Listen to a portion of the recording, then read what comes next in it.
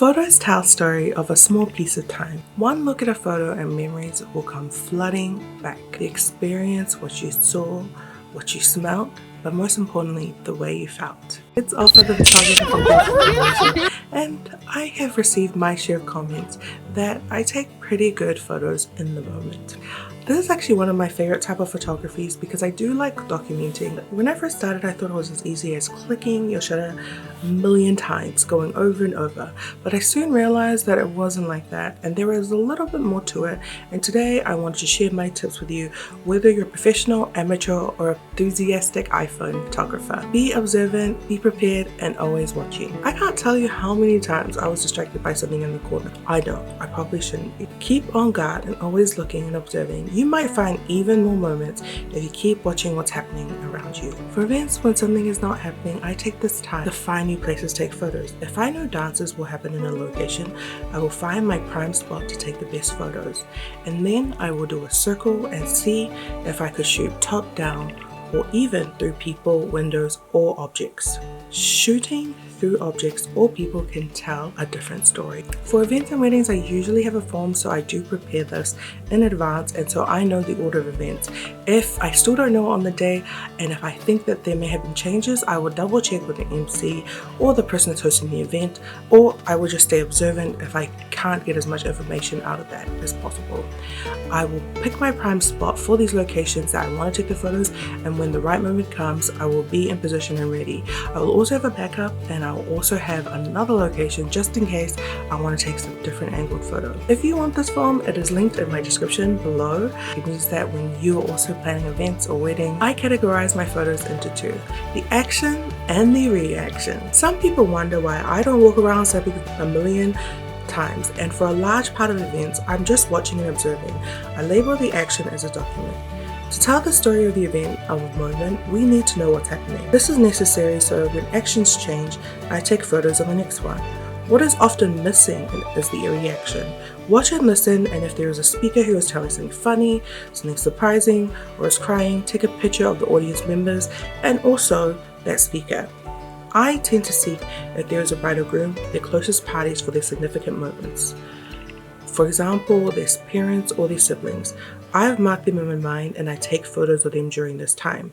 I also look for someone who is expressing a lot of emotion through laughter or crying, because photos, unlike videos, are stills. Someone with less emotions usually doesn't get photos in my book, but if they are someone close to the party, then I will do my best to observe them and wait for them to react and get a photo of that. But it's something that I think is nice, and it expresses how they felt during the day when you look back on your wedding album, your event. I also snap a few more photos for the emotions because I know that emotions are messy and not every shot looks clean. I like to grab a few just to make sure it looks good. My settings. Now, just keep in mind I use a Sigma Prime 35 f1.4 with my 5D Mark II, but you don't have to use this camera or the setup for this. But I am sharing this because this is just my experience and what I use, and if you have similar, you can probably adjust and see if you can get those same results. I have found that this combination gives me the balance, showing the event in the moment, and is versatile for weddings and events, and also gives the soft portrait vibe that I like. I set my photo to a 1-point shoot.